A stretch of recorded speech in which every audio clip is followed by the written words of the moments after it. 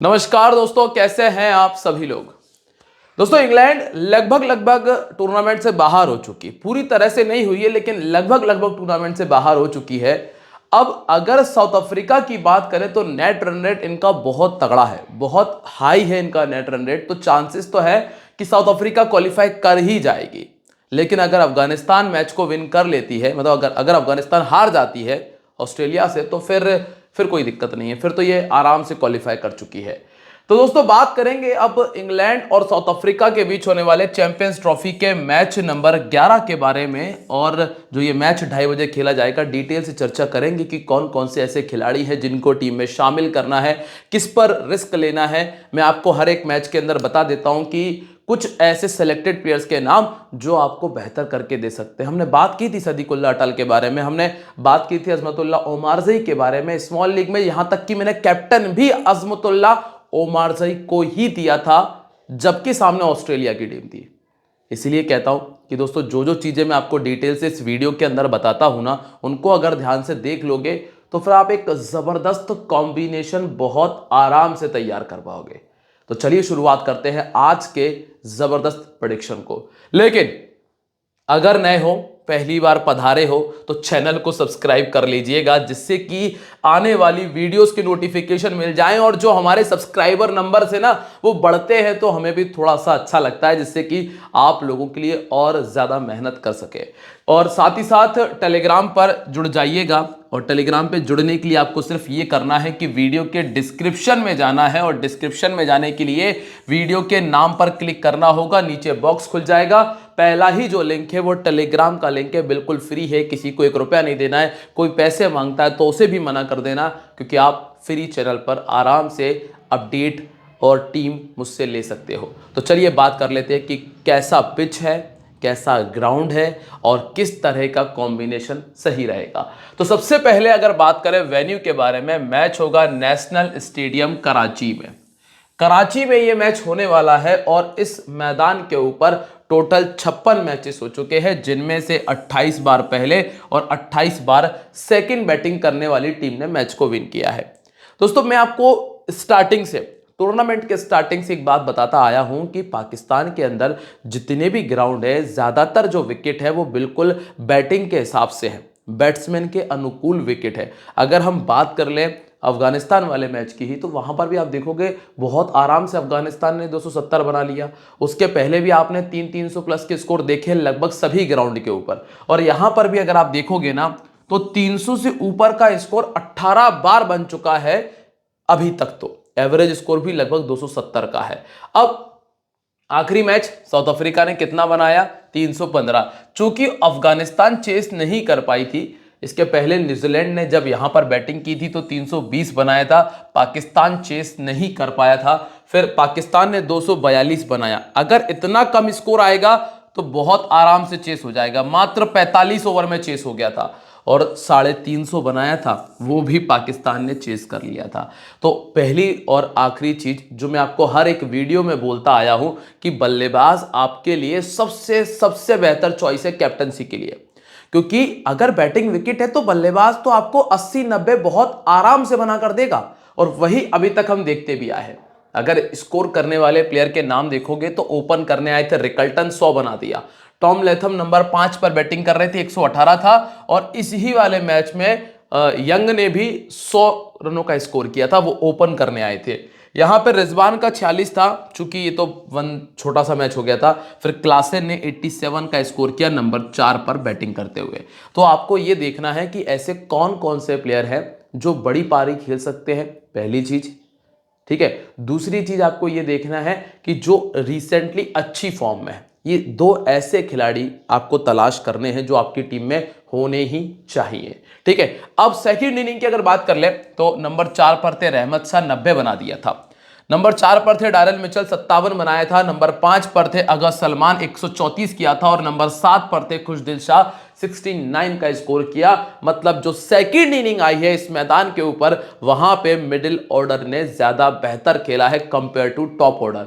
जैसे कि power play में एक विकेट और रन सिर्फ 28 बने, यहां सिर्फ 22 बने थे। और यहां पे 2 विकेट आए, यहां पर भी 2 विकेट आ गए थे। अब ज्यादा विकेट निकाले किसने हैं? इस मैदान पर ज्यादातर जो विकेट है वो निकाले हैं फास्ट बॉलर्स ने। फास्ट बॉलर्स के खाते में ज्यादा विकेट आए हैं स्पिनर के मुकाबले इस ग्राउंड के ऊपर, तो यहां पर आपको फास्ट बॉलर्स को ज्यादा तवज्जो देनी पड़ेगी, वही आपको ज्यादातर विकेट निकाल कर देकर जाएंगे। तो दोस्तों उम्मीद कर रहा हूं कि आपको ये ग्राउंड समझ में आया होगा। अब बात करते हैं जरा ट्रेडिंग की। ट्रेडिंग करते हैं ज़्यादातर लोग, हमारी जितने भी FTH फैमिली है, मैं देखता हूँ बहुत सारे हमारे जो FTH फैमिली के यूज़र्स हैं वो ट्रेडिंग कर रहे हैं। अब ट्रेडिंग में आप क्या क्या कर सकते हो? पहली चीज़, स्कोर लगभग 280 प्लस, 280 प्लस स्कोर आराम से देखने मिल जाएगा पहली इनिंग के अंदर। थोड़ी सी भी अच्छी बैटिंग हो गई तो 280 ऊपर चला जाएगा। दूसरी चीज़, पावर प्ले। पावर प्ले में पहली इनिंग के अंदर 45 रन प्लस जा रहा है, ठीक है। अगर विकेट आपको मिलता है तो पहले 10 ओवर के अंदर एक विकेट तो खैर चला ही जाएगा, रिस्क है, लेकिन अगर रिस्क लेना जानते हो तो 2 विकेट तक चले जाइएगा। फास्ट बॉलर्स का आपको ज़्यादा देखने मिल जाएगा कि फास्ट बॉलर्स ज़्यादा आपको विकेट निकाल कर देके जाएंगे। सेकंड इनिंग में पावर प्ले में जो स्कोर है वो थोड़ा सा रिस्की है, इसलिए सेकंड इनिंग की ट्रेडिंग पे मत जाइएगा, ठीक है। उम्मीद करता हूं कि आपको ग्राउंड तो समझ में आ गया होगा कि 280 प्लस वाला ग्राउंड है। अब बात कर लेते हैं कि भैया दोनों टीमों के हेड टू हेड मैचेस कैसे रहे। दोस्तों अगर आप लोगों को चीजें क्लियर रहे, आपको लग रहा है कि सारी चीज समझ में आती जाए ना, तो बस वीडियो को लाइक जरूर कर दीजिएगा। लाइक और कमेंट मेरे लिए बस इतना ही काफी है, इतना कर दोगे तो मजा आ जाएगा। अब जब लास्ट टाइम ये दोनों टीमें आमने सामने हुई थी तो साउथ अफ्रीका ने बहुत बड़ा स्कोर बना दिया था, जिसमें क्लासेन का भी 100 था, दसन का 60 था और हेनरिक्स का 85 था। येंसन ने 75 कर दिए थे और कोएत्जी के 3 विकेट थे, और इसमें से येंसन खेल रहे हैं, दसन खेल रहे हैं, बस, ठीक है।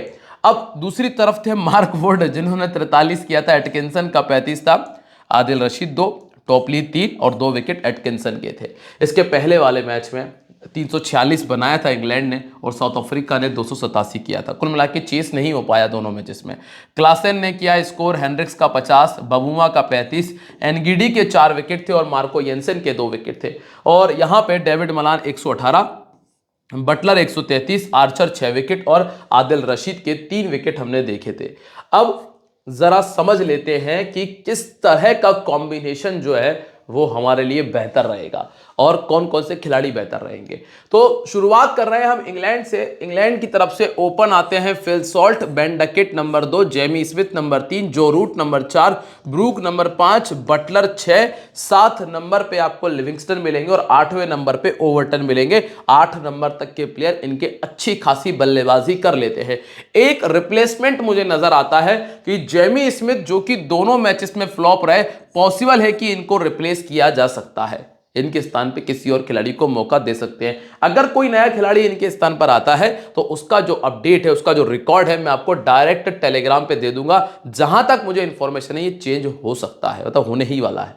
अब गेंदबाजी की तरफ देखें तो नई गेंद से आपको पहला ओवर आता है आर्चर का, फिर आता है मार्क वुड का, फिर जेमी ओवरटन गेंदबाजी करने आते हैं। डेथ ओवर में किसी भी गेंदबाज को लेकर आ गए हैं बटलर, ऐसा पर्टिकुलर नहीं हुआ है कि यही कुछ गिने चुने गेंदबाजों ने डेथ ओवर में गेंदबाजी की हो। अब इस मैदान के ऊपर इंग्लैंड के जो ये खिलाड़ी हैं, इन्होंने पहले मैच नहीं खेला, जो वर्तमान खिलाड़ी हैं। अब सबसे पहले अगर फिल सॉल्ट की हम बात करें तो फिल सॉल्ट, हमेशा से मैं आपको बताता आया हूं कि ये खिलाड़ी मिस और हिट वाला प्लेयर है। अगर वनडे क्रिकेट में भी 115-120 के स्ट्राइक रेट को मेंटेन कर रहा है तो इससे आप समझ सकते हैं कि ये आके बल्ला ही चलाने वाला है।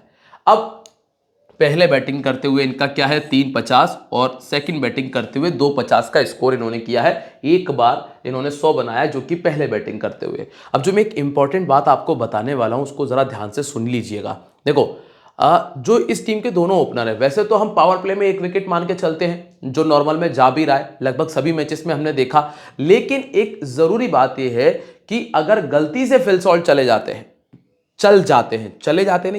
मतलब स्कोर कर देते हैं, तो दूसरी तरफ जो प्लेयर है ना, बेन डकेट, आप उसको मत छोड़ देना। उसके वजह से आप ये मत सोचो ना कि यार फिल सॉल्ट चल रहा है तो बेन डकेट आउट हो जाएगा। बेन डकेट रिस्की शॉट नहीं खेलता है, इस बात को बिल्कुल आप दिमाग में रखिएगा। बेन डकेट अगर आउट होता है तो बहुत अच्छी गेंद पर ही आउट होगा, कि भाई गेंद स्टंप बिल्कुल पैड पर ही खा गए गलती से, या फिर ज़्यादा ही इन स्विंग आउट स्विंग हो गया, कुछ इस तरह की गेंद होगी तो वो अपना विकेट फेंक कर जाएंगे।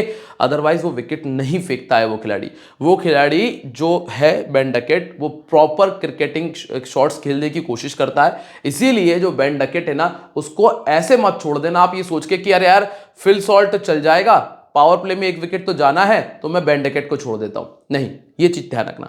अगर आपको लग रहा है कि फिल सॉल्ट भी चल रहा है तो बेन डकेट को लेके चलना, क्योंकि वो इतनी आसानी से विकेट नहीं फेंकता है। तो उस सिचुएशन में हम ये कह सकते हैं कि पावर प्ले में एक भी विकेट नहीं जाएगा। ठीक है, अब नंबर 2 पे बेन डकेट है, दोनों मैचेस में स्कोर किया है। आप इसका बैटिंग एवरेज देखेंगे 50 का है। चूंकि जो सामने टीम है वो साउथ अफ्रीका के सामने 3 मैच खेलकर सिर्फ 23 रन बनाए। कितने रन? सिर्फ 23 रन। तो ये चीज तो आपको देखना है कि ये इस खिलाड़ी को साउथ अफ्रीका से दिक्कत तो हुई है, लेकिन जब पहले बैटिंग करने आया है तो क्या किया है, 5 50 और 3 बार 100 से ऊपर का स्कोर है। लेकिन जब सेकंड बैटिंग की बात आई है तब इनका बैटिंग एवरेज बहुत खराब हुआ है, 23 का बैटिंग एवरेज है। तो यहां ये रिस्क हम उठा सकते हैं कि अगर बेन डकेट सेकंड बैटिंग करने आ रहे हैं तो फिर वहां पर हम रिस्क लेकर बेन डकेट को छोड़ने के बारे में विचार कर सकते हैं। ठीक है, ये चीज क्लियर है। अब नंबर 3 पर आते हैं हम। इनको लेग स्पिन दिक्कत देती है, ध्यान रखिएगा। जेमी स्मिथ है नंबर 3 पे। दोनों मैचेस में ऐसा कुछ लगा ही नहीं कि इन पर दिमाग लगाया जाए। शॉट्स भी ठीक थे, कुछ शॉट्स अच्छे थे, लेकिन हाल फिलहाल की स्थिति में इतने रिस्क लेने की हमें जरूरत है नहीं, खास तौर से स्मॉल लीग के लिए। तो जेमी स्मिथ अगर चल भी जाते हैं ना तो आपको बहुत कुछ नुकसान देंगे नहीं। लेग स्पिन इनको दिक्कत देती है, चूंकि अफ्रीका के पास तो लेग स्पिनर है भी नहीं, तो वो तो बात हटा ही दीजिए। अब पहले बैटिंग करते हुए 18 और सेकंड बैटिंग करते हुए 26 का बैटिंग एवरेज। इसके बाद है जो रूट के बारे में मुझे बात करने की आवश्यकता होनी नहीं चाहिए। हम अभी जो वीडियो के स्टार्टिंग में बात कर रहे थे कि जो बैटिंग विकेट है ऐसे खिलाड़ी तलाशेंगे जो कम से कम स्कोर करते ही करते हैं, या फिर उनका रीसेंट फॉर्म अच्छा है। तो जो रूट वैसा प्लेयर है जो स्कोर करता ही करता है, अधिकतर मैचेस में स्कोर करता है। आप अगर रिकॉर्ड की तरफ भी जाएंगे तो 23 मैच खेले हैं पिछले 2 सालों में, जिसमें 7 बड़े स्कोर शामिल है। मतलब आप समझ सकते हैं कि क्या स्थिति है कि हर दूसरी तीसरी पारी में एक 50 इनके बैट से या 100 इनके बैट से आ जाता है। पहले बैटिंग करते हैं तो और अच्छे हैं, सेकंड बैटिंग करते हुए ठीक है। लेफ्ट आर्म मीडियम ने इनको दिक्कत दी है, तो एक मार्को येंसन है, एक राइट आर्म फास्ट बॉलिंग के सामने फंसे हैं 50 गेंदों में 3 बार आउट होकर। तो रबाडा है और एनगीडी यहां पर मौजूद है, लेकिन ये खिलाड़ी आ जाएगा टीम में। इसके बाद अगला नाम है हैरी ब्रूक। ये खिलाड़ी है इस मैच का डिफरेंशियल पिक। क्या है? इस मैच का डिफरेंशियल पिक है हैरी ब्रूक, क्योंकि इनको जो नॉर्मली दिक्कत होती है वो होती है स्पिन खेलने में। आप देखेंगे एक बार ऑफ स्पिन ने आउट कर दिया, एक बार लेग स्पिन ने आउट कर दिया। ये इनकी दिक्कत है। मैं आपको हर बार बताता आया हूं कि इंग्लैंड की टीम अगर कहीं फंसती है तो स्पिन के सामने फंस जाती है। अब जो सामने टीम है ना उसके पास स्पिनर के नाम पे केशव महाराज है, और एक और एडन मार्कराम को आप काउंट कर सकते हो। एडन मार्कराम फिर भी उतना कुछ परेशान नहीं करते, ठीक है। केशव महाराज की कह सकते हैं कि हाँ वो थोड़ी दिक्कत दे सकते हैं। तो कुल मिलाकर इस मैच के लिए जो डिफरेंशियल है ना 12% का सिलेक्शन है। नाम नोट कर लीजिए। पहले बैटिंग कर रहे हैं तो आप इनको बकायदा वाइस कैप्टन बना सकते हो पहले बैटिंग करते हुए। 4 बार 50 से ऊपर का स्कोर है, फास्ट बॉलिंग के सामने आउट हुए हैं, लेकिन मेरे लिए इतनी बड़ी बात नहीं है इनको कि ये फास्ट बॉलिंग को तो खैर चला जाता है विकेट। इसके बाद बटलर है। बटलर ड्रीम टीम लायक तो काम करके जाते हैं। साउथ अफ्रीका के सामने क्या किया है, 15 मैच खेले हैं, 555 बनाया है, और पिछले 2 सालों में 35 का बैटिंग एवरेज है। पहले बैटिंग करते हुए 450 और 100 है। रबाडा इनको 3 बार पहले आउट कर चुके हैं, और ये थोड़ा घातक हो सकता है क्योंकि 33 गेंदों में, मात्र 33 गेंदों में आउट किया है। इसके बाद अगला नाम है लियाम लिविंगस्टन का। लिविंगस्टन को आप गेंदबाजी के हिसाब से टीम में पटक सकते हो। 29 इनिंग में 24 विकेट निकाले हैं, और 13 इनिंग में 13 विकेट पहले गेंदबाजी करते हुए प्लस बल्लेबाजी कर लेते हैं। बल्लेबाजी तो खैर ऐसा है कि कभी कभार चलते हैं, बहुत रेयर चलते हैं, लेकिन गेंदबाजी से अगर 1 विकेट निकालते हैं प्लस 15-20 रन बना दे तो वो फायदा है। और पिछले दोनों मैचेस में 1-1 विकेट तो आया है, तो लगभग 30 पॉइंट तो वो हो गए बोनस मिला मिलू के। अब मान लो एलबी कर दिया हो या फिर और जो भी है, गेंद बॉल डाल रहे हैं तो कुछ डॉट्स बॉल भी जाती हैं, 3 डॉट बॉल पे 1 पॉइंट भी मिल जाता है, तो वो उसका फायदा ठीक है। अब लेफ्ट आर्म मीडियम को ये खुद नहीं खेल पाते, 22 गेंदों में 4 बार आउट हो चुके हैं और 15-20 रन से ज्यादा, मतलब 20-25 रन की उम्मीद कर रहा हूं। हाँ, अगर दिन ज्यादा अच्छा हुआ तो एक अलग बात है। फिर इसके बाद है जेमी ओवर्टन, ये एक और बेहतर प्लेयर, 3 पारी 4 विकेट इनके खाते में और 18 का बैटिंग एवरेज है, बैटिंग अच्छी कर लेते हैं ये। इसके बाद जोफ्रा आर्चर अभी दोबारा से रंग में नजर आ रहे हैं, 30 इनिंग में 52 विकेट इनके खाते में है और पहले गेंदबाजी करते हुए 28 है और सेकंड गेंदबाजी करते हुए 14 में 24 विकेट निकाले हैं। फिर इसके बाद है मार्क वुड, मार्क वुड 17 पारी 16 विकेट, उतना इफेक्टिव परफॉर्मेंस रहा नहीं है पिछली 17 पारियों के अंदर, पहले गेंदबाजी करते हुए 14 विकेट्स है और अंतिम नाम है आदिल रशीद का। ये बंदा विकेटलेस नहीं जाएगा, एक विकेट कैसे भी करके आ ही जाता है। 17 इनिंग में 23 विकेट है, चूंकि स्पिन ट्रैक नहीं है इसीलिए आदिल रशीद को फिर भी एक बार आप सोच सकते हो कि ठीक है 25 पॉइंट दे रहा, 30 पॉइंट दे रहा, छोड़ दो। लेकिन एक अच्छी चीज़ ये है कि आदिल रशीद पर बल्लेबाज हिट करने को नहीं देखता है, आदिल रशीद को बल्लेबाज डिफेंस करने की कोशिश करता है। ऐसे में इनको कुछ बोनस भी एक्स्ट्रा मिल जाएंगे, मतलब एक विकेट लगभग 25 पॉइंट, प्लम्ब कर दिया या बोल्ड कर दिया तो लगभग 34-35 पॉइंट, और फिर इसके बाद में कुछ डॉट बॉल्स के पॉइंट काउंट करोगे तो लगभग 40 पॉइंट। तो 40 पॉइंट जो है ना वो आपको आदिल रशीद से मिल जाएंगे आराम से। ठीक है, अब है बात साउथ अफ्रीका की। साउथ अफ्रीका की तरफ से Ryan Rickelton, Tony de Zorzi, Temba Bavuma, Rassie van der Dussen, Aiden Markram, David Miller, Marco Jansen, Wiaan Mulder तक बल्लेबाजी है और थोड़ी बहुत बल्लेबाजी केशव महाराज और रबाडा भी कर लेते हैं, पर हम इनको काउंट नहीं करेंगे। मार्को येंसन पहला ओवर आएगा, दूसरा ओवर रबाडा का आएगा, फिर कुछ ओवर बाद आएंगे लुंगी एनगीडी और डेथ ओवर में ये दोनों के साथ में वियान मुल्दर आपको नजर आ जाएंगे। वियान मुल्दर यहां से आपके लिए डिफरेंशियल का काम कर सकते हैं। अब रियान रिकल्टन की अगर बात करें तो एक मैच खेलकर 103 बनाया, टोनी ने 2 मैच खेलकर 33 बनाया और टेम्बा ने 2 मैच खेले और दोनों में 50 बनाया इस मैदान के ऊपर। गेंदबाजी में वियान के पास में ठीक रिकॉर्ड है, 2 में 4 विकेट है, रबाडा के पास में 2 है और एनगीडी के पास में 2 में 3 विकेट है।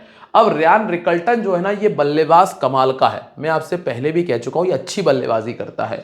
अब ऑफ स्पिन दिक्कत देती है, चूंकि लेफ्ट हैंड बैटिंग करते हैं, 40 का बैटिंग एवरेज है और जितना भी स्कोर बनाया है अच्छा वो पहले बैटिंग करते हुए बनाया है, जिसमें एक 50 और एक बार 100 से ऊपर का स्कोर शामिल है। नंबर 2 पर टोनी दी जॉर्जी आपको मिलते हैं जिनका 37 का बैटिंग एवरेज और ये जो 100 लगाया है इन्होंने, ये रिसेंटली ही अभी इनकी बैट से आया था, अभी जो लास्ट सीरीज खेली थी उसमें इन्होंने 100 बनाया था। ऑर्थोडॉक्स गेंदबाजी और लेग स्पिन के सामने इनको दिक्कत है। हाल फिलहाल में ये दोनों जो प्लेयर है ना इसमें रिकल्टन ज़्यादा बेहतर ऑप्शन है।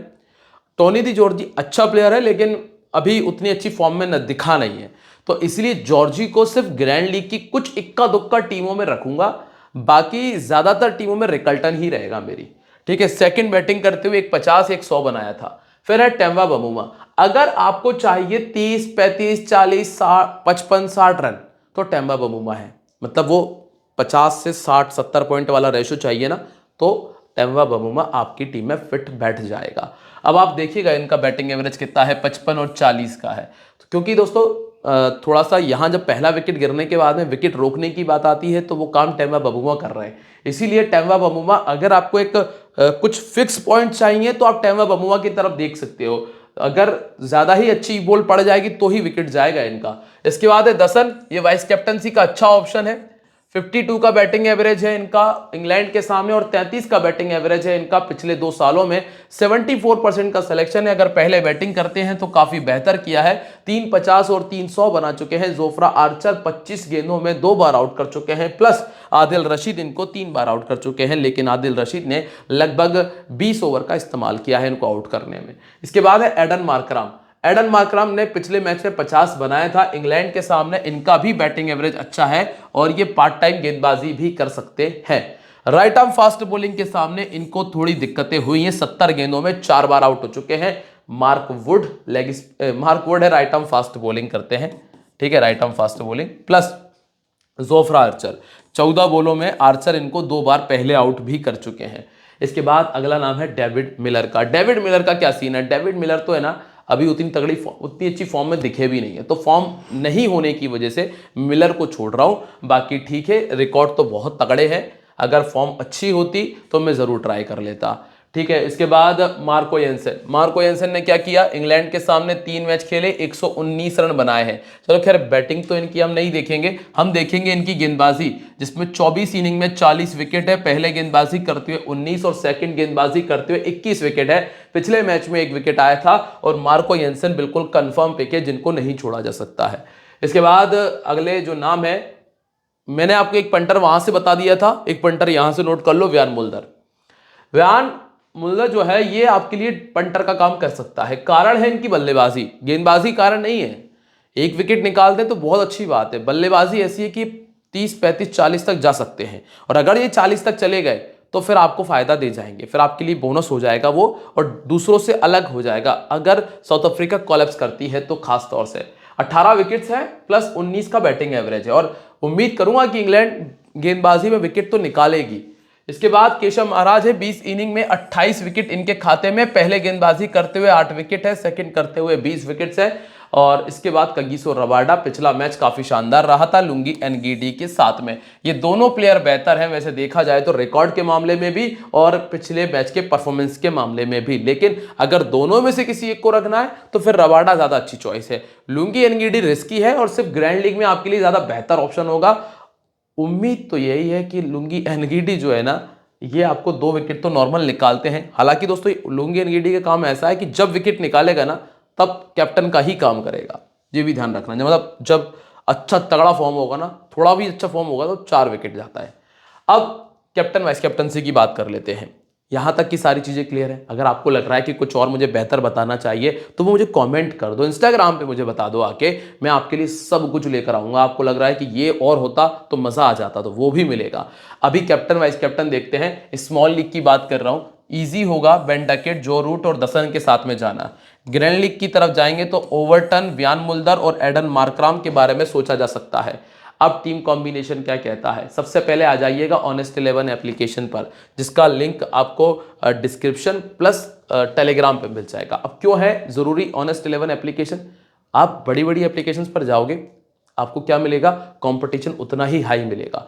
ये बढ़िया एप्लीकेशन है, यहाँ पे अभी कंपटीशन लेवल बहुत कम है। दूसरी चीज, अगर आप पुराने पॉइंट सिस्टम से खेलना चाहते हो, पुराना पॉइंट सिस्टम कौन सा, जिसमें अंड बंड बोनस नहीं मिलते, जो अंड बंड बोनस वाला सीन नहीं है यहाँ पे, अभी ट्राई कर लो यहाँ पे, तो वही पुराने तरीके से टीम बना सकते हो। Buttler, Rickelton, Rassie van der Dussen, Ben Duckett, Livingstone, Aiden Markram, Marco Jansen, Joe Root कप्तान है, आर्चर और आदिल रशीद को हमने टीम में जगह दी है। मैं कुछ टॉस के हिसाब से बदलाव करता हूं, अधिकतर टीमों में हमारे बदलाव हो जाता है क्योंकि टॉस के बाद जो सिचुएशन है, पिच के बाद जो सिचुएशन है वो हमें बाद में टॉस के बाद ही क्लियर होती है। इसीलिए टेलीग्राम पे हो जाओ, कोई दिक्कत नहीं है, फ्री है, आपसे कोई कुछ पैसे नहीं मांगे जा रहे हैं, आप रहोगे वहां जाके देख लेना कि करना क्या है, ठीक है। लिंक मैंने डिस्क्रिप्शन में दिया है, जाकर जुड़ जाओ। अब दिस गेम में भी हैबिट फॉर्मिंग है और फाइनेंशियली रिस्की है, तो सोच समझ के खेलिएगा। मिलते हैं आप लोगों से अपनी अगली वीडियो में, तब तक के लिए बाय, जय हिंद, जय महाकाल।